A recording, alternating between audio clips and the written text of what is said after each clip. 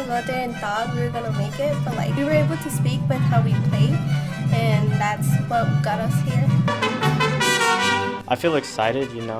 I'm proud to represent the city of El Paso, going to state, you know. It's a pretty cool thing. Not everyone gets to do that, so I'm looking forward to it. Started playing last year. More I'm into mariachi music.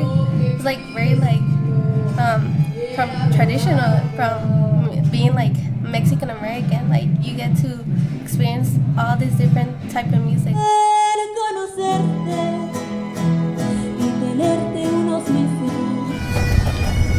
We are here to honor and to give our last respects to Officer Jonah Hernandez. For as much as pleased the Almighty God to call home the soul of Officer Jonah Hernandez, we therefore commit his body to the ground, earth to earth, ashes to ashes, dust to dust. A burial ceremony for fallen Las Cruces officer Jonah Hernandez was held today at Mount Carmel Cemetery. The body of Officer Hernandez and his family was led by a motorcade of first responders, and it was escorted by a procession of police officers. Hundreds of officers from Las Cruces, El Paso, Chicago, New York, and Arizona all came to pay their respects to Officer Hernandez and his family. A tribute was played by the Honor Guard with the song Amazing Grace. Like a huge river right there. The people of Ruidoso struck by disaster again. The rain just came so fast and hard. Just 2 weeks after 2 large wildfires tore through the village. Just got the water turned back on yesterday, finally, and then we had to evacuate again. Residents have a new worry. Floodwaters sweeping through, destroying everything in its path. Well, I want to show you how strong those floodwaters are. Go ahead and take a look behind me. These mobile homes only held up by trees, or else they would have moved even further. One mobile home completely running over a tree. Now, the foundational area that I'm standing on just right here shows this was where a mobile home was standing, but was pushed by the strength of those floodwaters all the way over there. See the water line on the houses back over there where the mud's at, how high this water actually rose up. The El Paso Fire Department's water rescue team has been deployed to Ruidoso since late last month. I can tell you that we've had multiple rescues. We operate at a high pace, high tempo, where we can effectively get in, clear that call, get them out of safety. Brandon Kovac, You can see where the water came up and over. Assistant Water Coordinator, And it went out of its banks and came right over here in this area. We ended up losing this property right here. and one of 6 crew members from the Sun City says this is unlike anything they've experienced back home. Normal creeks are turning into rivers, sweeping houses off their foundations and throwing cars into the water. This is just a completely different operation for us. And when heavy rainfall starts to pour down, crews have about 20 to 30 minutes to knock on as many doors as they can and try to get people out of their homes. However, some people choose to stay.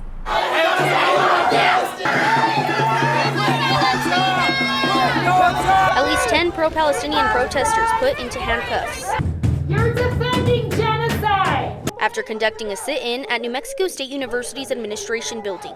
We're calling on the president to get our down here and to sort this out, call for a ceasefire now, and to be on the right side of history. In this body camera video, you can see Michael Garcia banging on the doors of the Hadley administration building on NMSU campus. And as Sergeant Tristano goes back into the building, you can both see and hear Garcia allegedly spitting towards Tristano. It happens fast, so let's slow it down. The door opens, and on the right side of your screen, you can see the spit fly, prompting Tristano to take Garcia to the ground and handcuff him. You can see Garcia then carried by 4 officers to the police unit. Garcia now is facing 3 charges. And that was just one of the 11 arrests made. A potential tax hike proposal looms this November election for thousands who live in the city of Las Cruces. A gross receipt increase would give us about $20 million a year.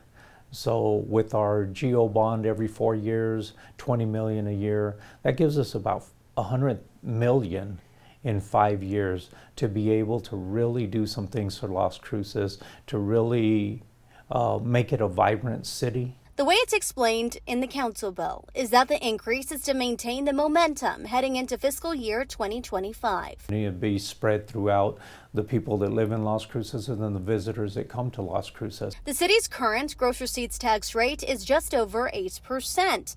This month, on July 15th, the council will vote to have the increase of just over 0.5% on the ballot for voters to approve. Here's what it translates to. It'll be 50 cents to every $100 spent. These are not on essential goods. It's not taxed on medicine or on food. It's really just services and goods in the community. The money from that tax hike is to be put toward what the mayor is calling critical infrastructure. I have been teaching for 17 years. Laura Bryant, a third-grade teacher at Sonoma Elementary, sets up her classroom for a new year, eager to welcome students, but also knowing some will have an issue showing up. Literally on a yearly basis, we have at least 2 or 3 students, at least in my classroom, where I'll have 2 or 3 that will be absent on what I would call an attendance issue. Looking back on almost 2 decades of teaching, it's an issue she's unfortunately grown to get used to. I tell all my parents, we are a triangle. The parent, I was formed the parent, the teacher on the bottom, and we're working together to support and help your student achieve not just academic success, but also emotionally, socially, and their child needs to be here just for the well-being overall. Missing school means not only students falling behind, but the district and teachers like Bryant feeling the financial burden.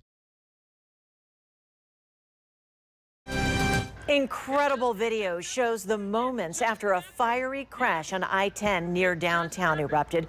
The driver crawls out and walks away while a semi-truck is going up in flames. Breaking as we go on the air, I-10 will remain closed at least until tomorrow. We also just heard from TxDOT that experts from the Bridge Division in Austin are now flying into El Paso to assess the damage, and that could mean the freeway will remain closed even longer. Now, our viewers are helping us show you what happened. This picture is from Alejandro Garcia, and you can see a wheel from the truck landed in the middle of the freeway about 100 feet away from where the crash happened. A closer look shows the driver walking away from the crash. You can see the crash also damaged the utility overpass, which is used for utility lines. Now, we have 2 reporters on this story ready to show us what we've learned from the crash so far and the traffic nightmare that it's causing right now. We start out our team coverage with KFOX 14 News at 5's Gloria De Leon live on the scene in downtown El Paso to show us what it looks like right now. Happening now, a serious crash on I-10 is causing a traffic nightmare for commuters on the west side. First on Fox today, 5 people have been taken to the hospital, one of them in serious condition. Hello, I'm Erica Castillo. This crash happened on 375 and North Desert Boulevard just before 1 this afternoon. Pictures sent to us by iSpot reporter Daisy Carter show a dump truck and one of the 6 cars police say were involved in the crash. The truck appears to have fallen off of the Loop 375 overpass onto I-10. Hello everyone, I'm Robert Olguin. We have 2 reporters on the scene. Kaylee Heck will join us in just a few minutes to show us the traffic situation. But we start our team coverage with Claudia Tristan, who's been live at the scene all afternoon. Claudia, what does it look like out there right now? That's right, we're out here on South Desert Boulevard and Woodrow Bean Trans Mountain Drive. Now traffic has just opened up out here on South Desert Boulevard, and right behind me you can see one of the 2 crash sites out here of that multi-vehicle accident from earlier this afternoon. And